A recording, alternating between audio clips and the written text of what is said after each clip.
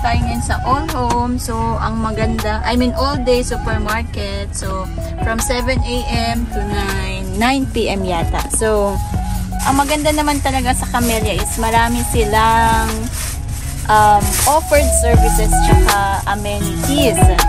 So, hindi mo na problemahin kunyari kumuha ka ng bahay sa Camellia. Nagpo-provide na ang developer ng ayan, kunyari yan, grocery store. So, ngayon, titingnan natin kung ano na yung mga amenities na nagawa ng Camellia. Kasi, di ba, nung kumuha tayo ng bahay, isang market nila is, dahil maraming amenities, may basketball, may clubhouse, may swimming pool. Alam ko, meron pang recycling, anong tawag nila? Yung MRF, Manufacturing and Recycling.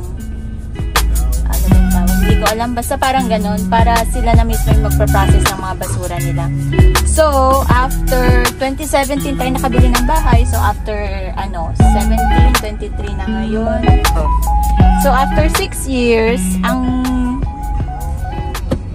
This is 2023. Yeah, 2023. Ang natayo pa lang is, ano nga ba yun? Clubhouse. Which is, hindi pa actually natayo, tinatayo pa lang. Okay? So, yun ang tingnan po natin ngayon. So, ayan po, ito po ang Camellia sa mga hindi pa nakakakita ng bahay nila. Kasi like kami, di ba, bumili kami pero after 5 years pa talaga namin nakita yung bahay namin. So, ito po ang itsura ng All Home, All Home, na Camellia pagpasok.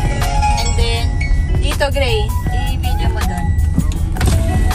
Diyan, yan, yung likod ng All Day na yan. Diyan itatayo ang mall?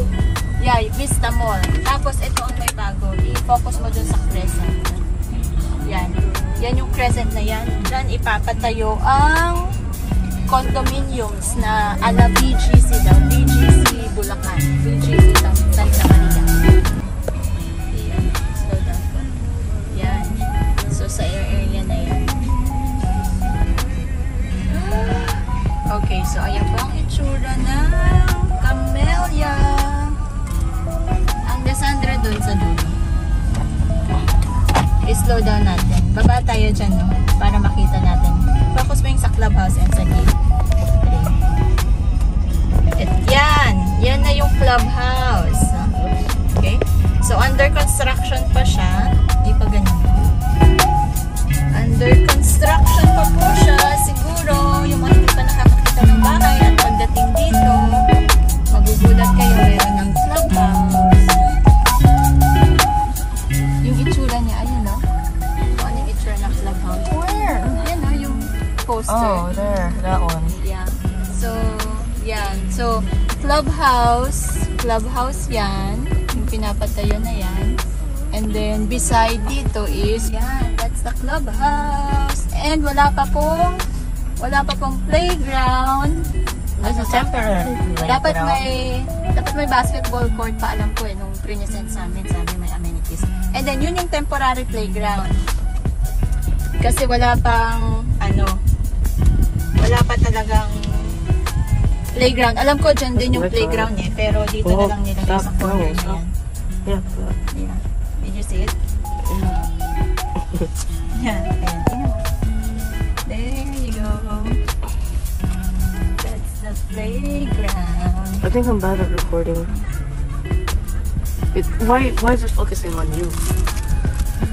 So, ayun po. So, yan ang itsura ng Camellia pagpasok. Okay. Till next time.